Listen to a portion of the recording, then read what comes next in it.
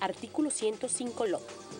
Se entienden como beneficios sociales de carácter no remunerativo los servicios de los centros de educación inicial, el cumplimiento del beneficio de alimentación para los trabajadores y las trabajadoras, a través de servicios de comedores, cupones, dinero, tarjetas electrónicas de alimentación y demás modalidades previstas por la ley que regula la materia, los reintegros de gastos médicos, farmacéuticos y odontológicos. Espero que hayan memorizado estos tres primeros aspectos que contempla el artículo 105 de la Ley Orgánica del Trabajador, los trabajadores y trabajadoras, para un poco analizarlos de inmediato. Pero antes de comenzar a detenernos en cada uno de ellos, ¿cuál es la diferencia entre estos beneficios sociales remunerativos y los no remunerativos? Profesor. Básicamente, Natalie, pasa por el hecho de que estos beneficios sociales no tienen carácter salarial. Al no tener carácter salarial no son base de cálculo ni para utilidades, ni para vacaciones, ni para bono vacacional, ni para horas extras, ni para prestaciones sociales. Es decir, que el no tener carácter salarial significa que no es algo que va a ser depositado en su cuenta, ¿no? En principio no son depositados en efectivo, salvo unas excepciones en el caso del beneficio de alimentación. Ok, tiene de repente, o por ejemplo, los beneficios de alimentación, carácter salarial, estas personas que les entregan quizás este paquete cuando los contratan y les dicen, mira, tú vas a ganar tanto, es tu salario y vas a tener 3.000 bolívares quizás en cesta ticket o en bono de alimentación. ¿Eso entra en ese cálculo de las prestaciones, aunque la estimación se dé en bolívares? Sí, bueno, te explico. El beneficio de alimentación en principio tú no lo deberías recibir en dinero. Okay. Salvo la excepción prevista en la ley que no lo puedas recibir en dinero, en tickets, en bolsa de comida o en comedores, ¿sí? ¿Qué ocurre? La ley establece que hasta un 30% de ese salario pueden dártelo en beneficio de alimentación. Cuando te excedes de los límites de la ley de beneficio de alimentación, va a tener carácter salarial. Pero además, si tú no otorgas el beneficio conforme a las pautas previstas en la ley, va a tener carácter salarial salvo que tú estés dentro de la excepción de la ley. ¿Por qué? Porque, por ejemplo, si tú vas a un lugar como puede ser el pueblo de Corozopando, en el sur del estado Guárico, allí es muy difícil que a ti te den el ticket, alimentación, en ticket o en tarjeta electrónica. Básicamente va a tener que ser en efectivo. Entonces ahí entra la excepción de la ley, pero dentro de los límites porcentuales previstos en la legislación especial. Okay. Porque el beneficio de alimentación está regido por una ley especial. Fíjate que el artículo 104 de esta misma Ley Orgánica del Trabajo habla de los subsidios o facilidades que el patrón otorga al trabajador para que se obtengan bienes y servicios que le permitan mejorar su calidad de vida, que digamos sí tienen carácter salarial. ¿Cuál es la diferencia entonces entre un subsidio salarial y un beneficio social no remunerativo? Mira, la verdad es que eso es una mala redacción de la ley. ¿Por qué digo yo que es una mala redacción de la ley? Ya esto venía de la redacción del 133 de la ley anterior y eso llevó a la Sala de Casación Social del Tribunal Supremo de Justicia en la sentencia del Banco Mercantil a hacer una interpretación de qué es salario y qué no. Okay. ¿Por qué? Porque se decía que todo subsidio otorgado por el patrono al trabajador era salario. Entonces ellos tuvieron que hacer ya un análisis. ¡Ey, ojo, tenemos un error conceptual, hay que reinterpretar la norma! Esta norma del 104 quedó redactada de forma parecida a la anterior 133.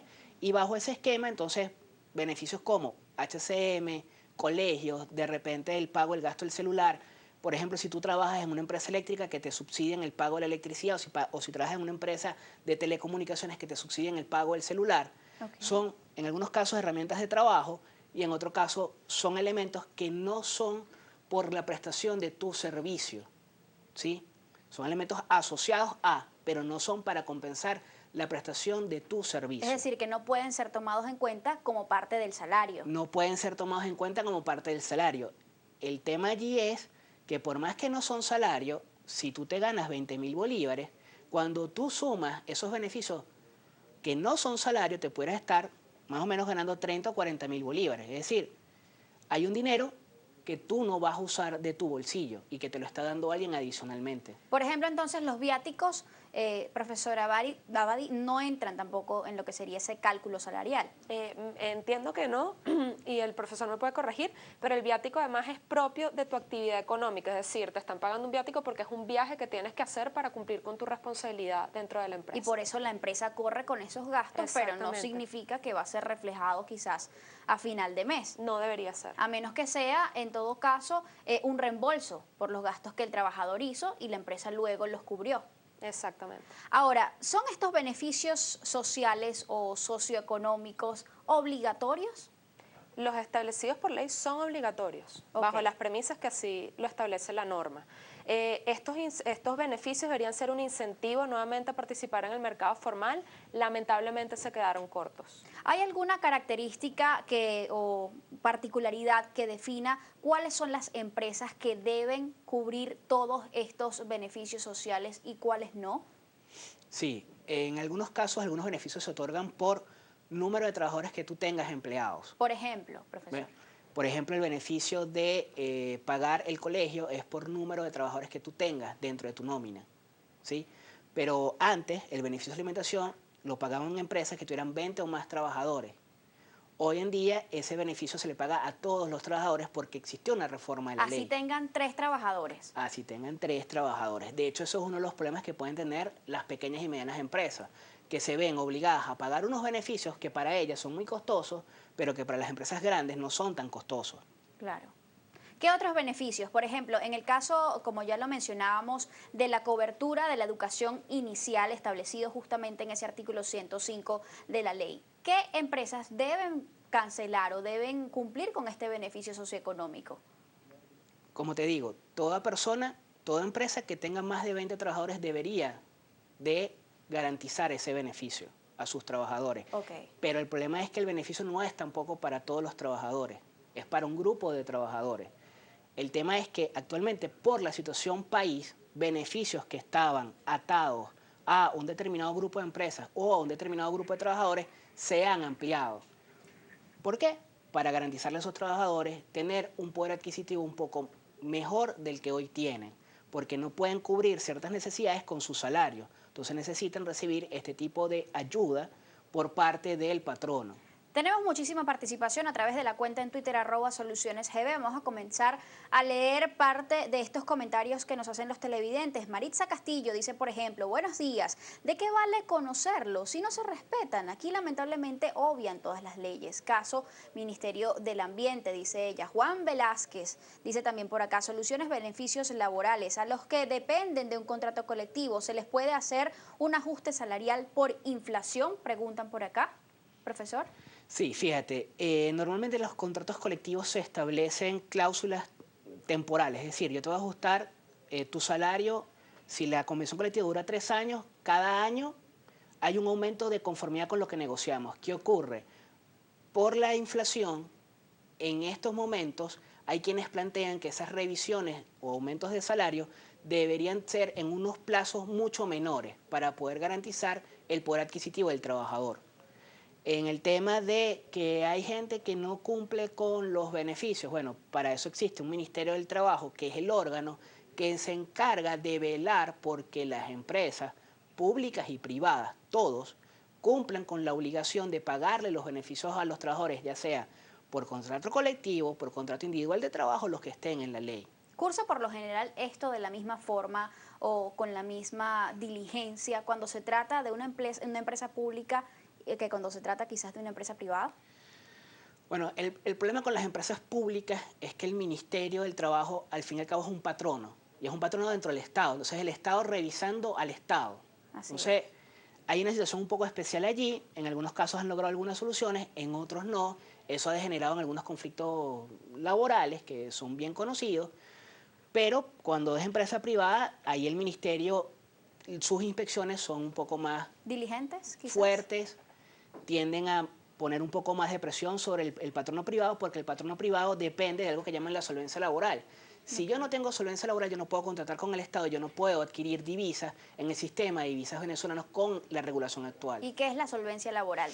La solvencia laboral básicamente es que yo como Estado venezolano, a través del Ministerio del Trabajo, establezco que esa empresa cumple con todo y cada una de las obligaciones laborales que existe, pero además con las obligaciones que tiene bajo el sistema de seguridad social venezolano. Perfecto. Seguimos entonces por acá. Pedro Galvis nos dice, beneficios laborales. Se pregunta él, Venezuela ocupa el último lugar de eficiencia del mercado laboral, según el reporte de competitividad global de FEM. Y también nos dicen por acá, presencia coaching, el trabajo más productivo es el que sale de las manos de un hombre contento. Soluciones, beneficios laborales. Amadis Antonio también dice por acá, comenzando por el sueldo de los profesores universitarios, se observa que los beneficios son muy pocos, no ganan para un buen mercado. Dice Pinto Wilmer, buenos días, saludos, trabajadores de vigilancia privada a nivel nacional sugieren que se estudie la modificación sobre, vamos a ver si encontramos rápidamente, continúa por acá, sobre el beneficio de bonificación navideña que reza un mes de aguinaldo, por tanto exhortan a que se eleve a 3 meses de aguinaldo. Freddy Parada nos dice, soluciones, beneficios laborales, los maestros jubilados del Ministerio del Poder Popular para la Educación son los menos beneficiados de los contratos colectivos. Juan Velázquez nos dice por aquí, soluciones, beneficios laborales. ¿En qué quedó la repartición justa de las riquezas? Se pregunta él. Y cierro con el comentario que tenemos por acá de Moisés Vívenes. ¿Es legal las guardias de 10x4? ¿Cómo se establece el régimen de guardia y el pago de beneficios como bono nocturno? ¿Algo que contestar respecto a esto, profesor? Sí, fíjate, el presidente Nicolás Maduro Moros, ¿sí?, dictó un reglamento especial en materia de jornada de trabajo. En determinados sectores, normalmente la jornada de trabajo es muy diferente a la prevista dentro de la Ley Orgánica del Trabajo para cualquier tipo de trabajador. Normalmente la jornada es de lunes a viernes, 8 horas, ¿sí?, por lo menos los que trabajan en turno diurno. Okay. Pero, por ejemplo, si tú estás montado en un taladro petrolero, tú no tienes esa jornada de trabajo, tú puedes tener un 7x7. ¿Qué significa eso? 7 días de trabajo por 7 días de descanso, o un 14x14. Pero además dentro de una determinada jornada de trabajo que pudiera llegar inclusive a exceder las 8 horas de trabajo. Y la ley del trabajo venezolana establece cómo se compensa. Inclusive hoy en día uno de los grandes cambios que existe en materia de jornada de trabajo es que ahora hay 2 días obligatorios de descanso. Antes era uno solo. Cuando tienes en una empresa muy especializada que te tienes que ir a trabajar 6 días, ese 6º día de trabajo, si tú lo trabajas, ese día tú lo vas a compensar con vacaciones. Es decir, si a ti te tocaban, pongamos por ejemplo 30 días de vacaciones, vas a tener 31. Y así tantos días de descanso trabajaste van a ser compensados con tus vacaciones. ¿Y ese día igualmente debe ser remunerado? Y ese día también. ¿Al final del mes? Es correcto, ese día es remunerado para esa persona. ¿Qué ocurre? Hay trabajadores que pueden ser nómina semanal y se lo van a pagar a la semana. Hay trabajadores que ganan mensual al mes y hay trabajadores que son quincenales en la quincena. ¿Cómo altera toda esta situación la conflictividad que se maneja muchas veces en torno a estos beneficios socioeconómicos, la productividad de la empresa? Pues una cosa que es muy importante que creo que acaba de mencionar uno de los tuiteros es que un trabajador feliz es un trabajador productivo. Yo lo voy a reformular un poquito.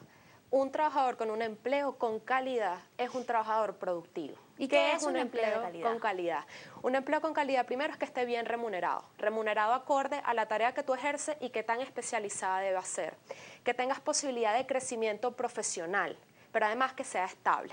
Entonces, con una ley orgánica de trabajo como la que tiene Venezuela, que ya hemos hablado que es poco flexible, en algún sentido se garantiza esa estabilidad, pero los trabajadores no son bien remunerados y muchas veces no tienen posibilidad de crecimiento profesional.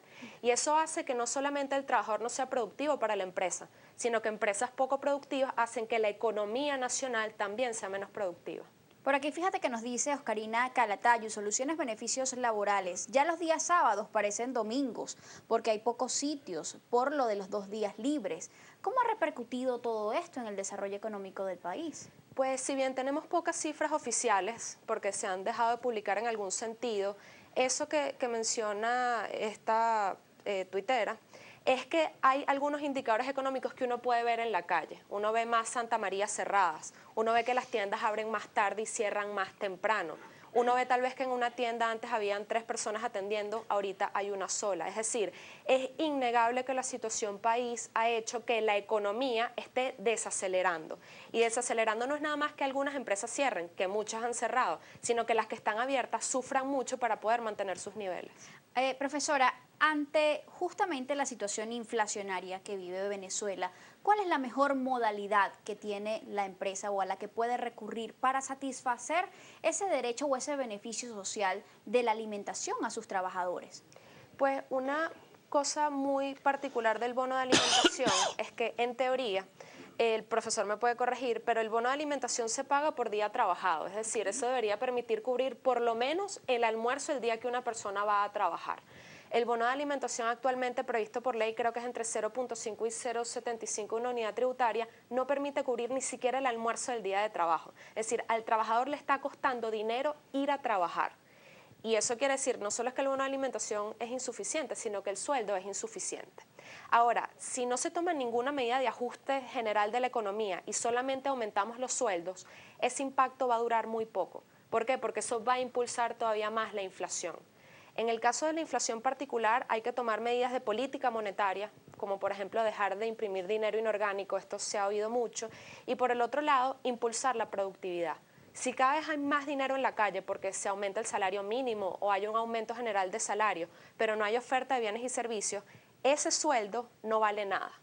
Entonces, importante es aumentar la capacidad de compra de cada bolívar. ¿Sería una buena opción entonces frente a esta realidad la modalidad de incorporar comedores en los sitios de trabajo, que sea quizás el patrono quien suministre ese almuerzo o esa comida que se cuenta diaria por la jornada laboral? Eso lo analizamos al regreso junto a los otros beneficios sociales que también establece el artículo 105 de la ley. Amigos, ya venimos.